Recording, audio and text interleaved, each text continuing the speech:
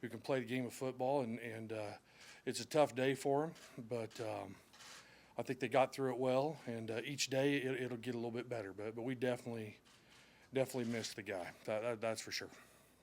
How was practice today? What was it? Was it different? Was it the same? Was it? No, it was pretty good, really. Like, I was surprised. They moved around pretty good, and it's one of those things. Everybody in football, you try to when you go out on the practice field, it's kind of your own little space that nobody else is allowed, and you try to take care of football, and that's what we preach all the time to kids, but obviously today was tough. But I thought they did a hell of a job. I really did. Tracy, two things. How will you adjust any defensive responsibilities on staff, and then two is how do you handle recruits right now in terms of getting with them and making sure they know the situation? Yeah, well, here's the thing. We've already been in touch with the recruits, and I'll get home tonight and start calling them. I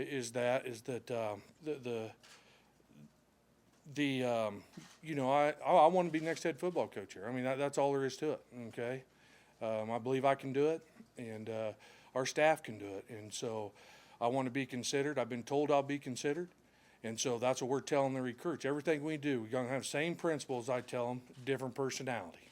Okay, but the same principles we build on everything, and we're going to give it our best shot and see what happens. But until I'm told differently, we're going to approach it as if we'll continue to run the Gopher football program, and that's how we are with recruits. And obviously, is it a challenge? Sure, it's a challenge, But hey, life's a challenge. Every day is, and get up in the morning, it's a new day, and we'll go attack it. As far as the staff goes, guys, I'll have Paul do something tomorrow. I've visited with the guys on defense of kind of what I would like to do, and what the adjustments we've made. We're allowed to have another coach now to move the staff around and have another on-the-field coach to replace Coach Kill. But like I told them, I want them to go home tonight and think about what I talked to them about, and make sure everybody's comfortable with what's going on. Okay, and so once we decide that, it'll be decided first thing in the morning. Once we get that decided, and I get a chance to talk with Dan and Beth and everybody, then we'll put out something with that. But there'll probably be a little adjustment in the staff. Nothing major.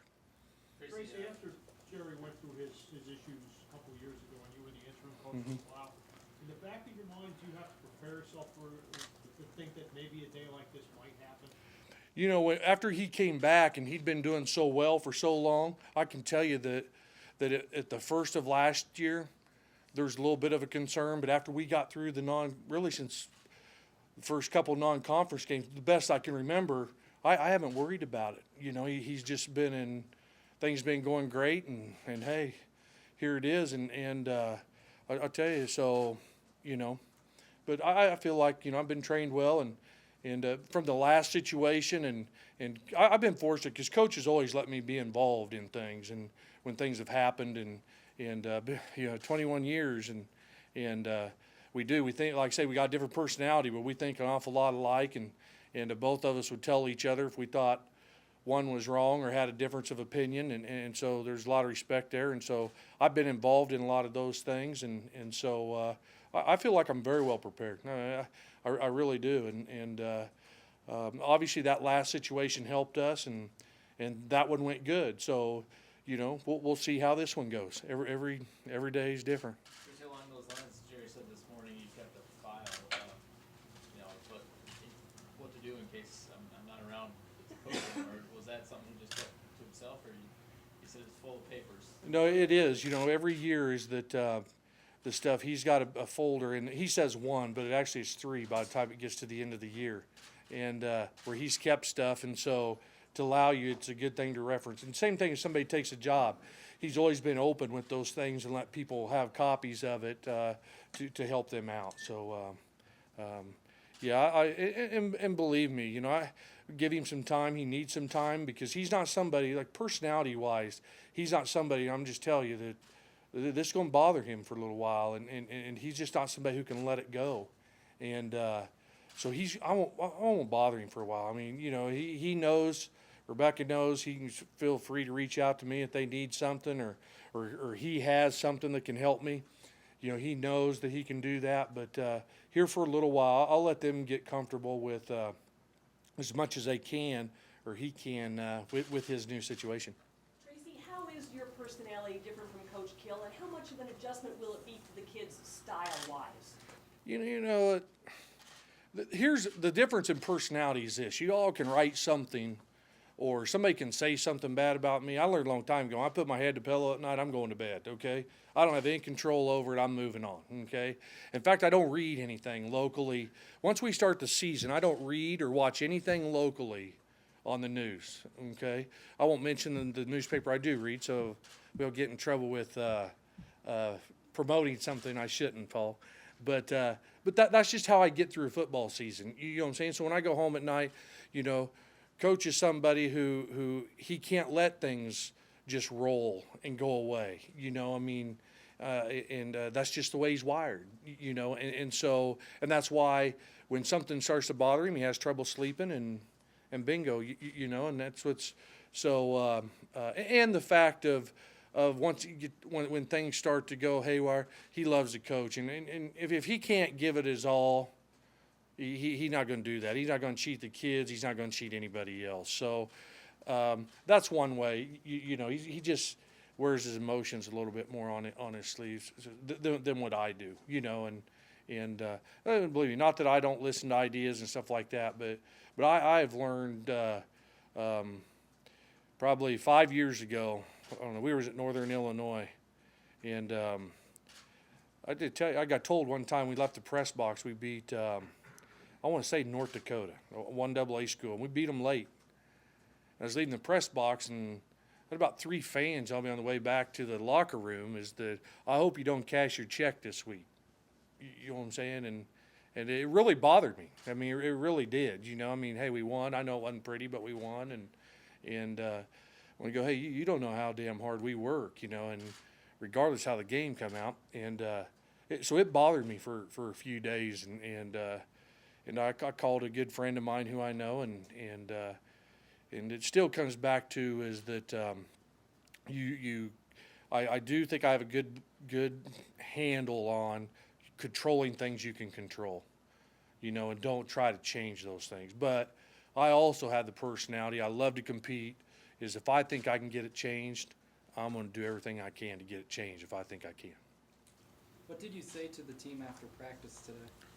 I just said, you know, hey, I thought I was damn proud of them. I can tell you that is that to go to class, all the class checkers checked back, and the kids were in class, and that's not an easy day. You know, I'm just telling you to go through what they did, and they made it there, and they were on time for the 2:40 meeting. We had a great talk at 2:40. This morning it was hard because they had class, and plus this morning was Coach Kill's time. That was about Coach Kill. And so let Coach have his time, and then they got to class, and I say practice. I asked in the meetings, the guy says the kids paid well attention in the meetings, and then I thought practice we ran around pretty good, and we still got a day or two to clean some things up, and we got a few adjustments to make, but overall I thought the kids did really good, really good. As we move forward through the season, how much will you be continuing on the same path that Jerry had set for the team, and how much will we be seeing you putting your own personal stamp on the program? The path won't change. Like I say, personality-wise, there may be some different reactions to different situations, but the path is not going to change, and there won't be a lot of change. That's why I've been with him 21 years. I believe in what we're doing. I believe in the way that he treats kids. I believe in what he expects of kids, and so that part of it will not change. And expectations, we expect to win. And there's nobody more disappointed to lose than what we are. This is a whole different place than when we took over when we first got here, and we understand that. Chris, when we watch practice, like spring ball or whatever, you're often kind of standing in the background, observing.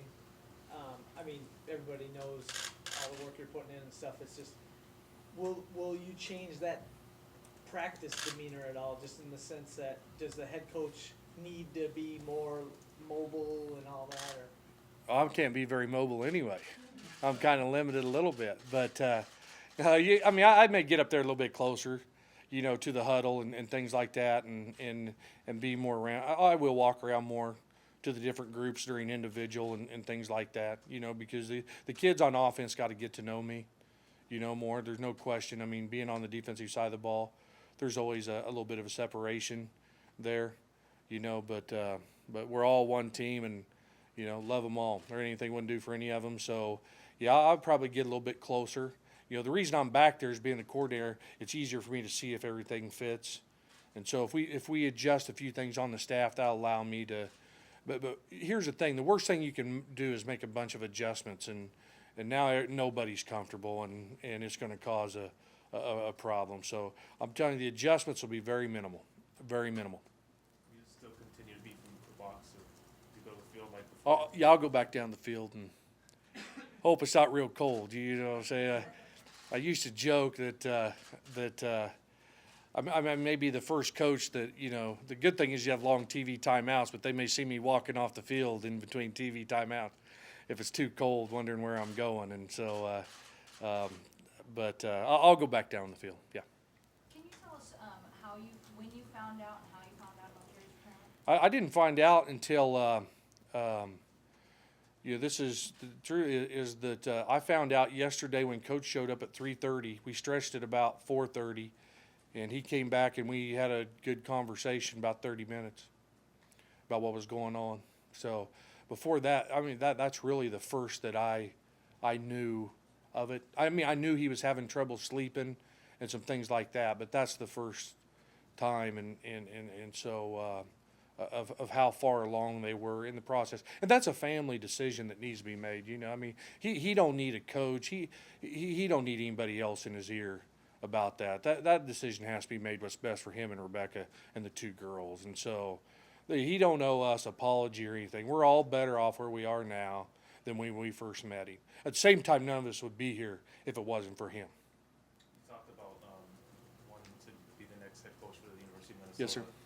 Obviously, keeping the staff together, keeping the way things were, that's most important for this team, you think, to make the next step to move forward? I think to get through this season, just like anything, everything's got to be evaluated because we are different personalities, and you know, I mean, that's where, you know, it's no good for me. You know, I'll start setting in on more offensive meetings. That's not to change what we're doing on offense and tell those guys what to do, but I need to have an understanding on game day of what's going on and things like that. So that's why we got to make a little bit of adjustments. And then at the end of the year, you know, with what I get an opportunity to do, which I'd love to have, you know, being a head coach and being on defense, I pretty much know on defense what I'd like to do. And that's the side of the ball that we would look at on the philosophy of that, and find something that you know, fits my personality again and what I think can be successful at the University of Minnesota. But, you know, right now I don't have time to think about that. You know, I tell you, just like I told the guys on offense, is the fact that they need to find a way to get our best people the football in space and give them an opportunity to make the plays. Whatever that is, that's what we need to do and take care of the football. I mean, offense is pretty simple, really. But I shouldn't say that. It's a simple idea, but it's extremely hard to execute. And so those guys will work their tail end off. They did the last time. And that's exactly what I told them the last time. I remember reading somewhere that you don't go home and watch Big Ten games on Saturday nights Right. after you guys are done. Right. Will that have to change, or are there other things about your life or your lifestyle or the way that you operate that might have to change? Well, here it'll change here for a little bit because of the recruiting. You know, I'm going to make sure that not that I don't recruit the defensive kids and kids in my recruiting area, but I will make sure I get a hold of all the recruits and stay in contact with all the recruits, because the unknown, even for us, the unknown is always the scariest in any situation. So that's the part that'll change. Besides that, we work hard, and the lifestyle is the lifestyle. I mean, it really is. You have more responsibilities as a head coach, but listen, the assistant coaches and the graduate assistants, all that, they have to live the same lifestyle that the head coach does. It's a lot of work, but dang it, what other job you get to spend around kids every day? You know what I'm saying? I mean, there's not a better job. Tracy, I mean, the timing seems, you know, if you're just a fan of this team, you look at it, Michigan, Ohio State, Iowa, and you talked yesterday about one bite. My elephant, yeah.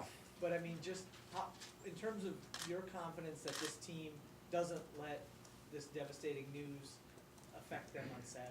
Yeah, it's going to a day. Yeah, like I say, I mean, hell, we're all human, and they are too. You know, the thing is that each day they get a little bit better towards it, and it'll still be, you know, and they need to learn to play for themselves and for the University and stuff. But there'll be all of us that still the motivation is going to be for Coach the rest of the year. You know what I'm saying, and what he stands for, and we don't want to disappoint him. So I have great confidence that our kids come game day, but today was a tough day. You know, I think that I think Coach Valvano said that a full day is you laugh, you have time to think, have the time of thought, and you get moved to tears. Well, I think I've done like 3 or 4 times. I've had a hell of a full day, and I'm sure those kids have too. And so, but each day it'll get a little better, and like I say, we know we represent the University of Minnesota. We know that football is important to the people in the state, and it's our obligation to be ready to go on Saturday. And that's one thing this game teaches you. It's for tough people. I believe that. And tough people get through tough times. And so our kids will be just fine. Looking at the additional duties that you'll have to take on Yep. as head coach, is there anything that you think will be particularly challenging for you? Answering the same question over and over again. Besides that, I did it last time. You know what I'm saying?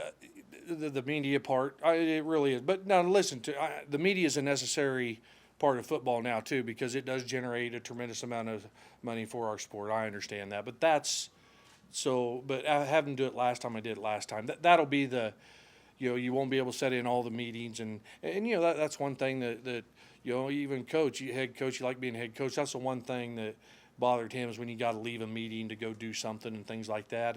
And again, that's out of my control.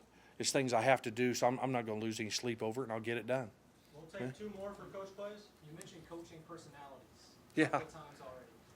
You seem like a laid-back guy in here. How would you describe your coaching personality? I'm competitive now. I don't like to lose, you know, I think that most people who are successful deep down are competitive, you know, and so when it comes time to compete, I'll compete with anybody. I may not win, but I'll give her hell, you know, and so the kids know that, you know, from last year, and so that's, and I think most coaches are that way, you know. Some are just all the time, you know what I'm saying, and I'm a lot more analytical, and I enjoy, not only enjoy getting to know the kids and the families I enjoy the X and O part. I mean, I truly do. You know, I'm a math person, the logic, and they do this, you do that, all of that stuff is very intriguing and very interesting to me. And but then when it gets to game day, I tell the kids there's no better feeling as a coach to go in the locker room and see everybody smiling and celebrate. It's unbelievable when that happens. When you take a group of kids from all over the place and put them together and you get that done, it's not easy.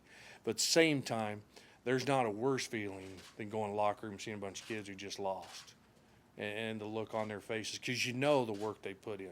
I'll tell you, that's a piece of you dies. I mean, every time you lose a game, just a piece of you dies, and you got to. But the one thing, you got to get back up and go again, because you know, nobody's gonna give a shit. You know what I'm saying? When it comes down to it, that's the bottom line. They want to win, and I mean, we understand that. Tracy, since you've been here, have you ever been approached about being a head coach elsewhere? Do you have any? You know, a few of them, but here's the thing: is that and none of them were big time schools, and you know, I let it be known right away that that's not something we came up through that way, which you all know, and when you come up through the smaller schools, I'm just saying they're great places. We had a lot of fun, but I'll tell you the resources. There's a big difference in what you can do for kids. That's the bottom line, and you know, this was a dream of ours when I started with Coach, is get to big time college football. You know, that's where, not that we couldn't have retired wherever we've been. We've treated them all like we're going to do everything we can. We're going to be there the rest of our career. But this was a dream of ours, and so to get here, I'm not willing to, or you know, at that time working with Coach Keel, I wasn't willing to go back down to a lower level at that time. And believe me, that's nothing bad about the other levels of football. I had a blast at 1AA. You know, I mean, probably had the most fun of my time in coaching as far as that goes at Southern Illinois. You know, and enjoyed all the places. But so nothing serious.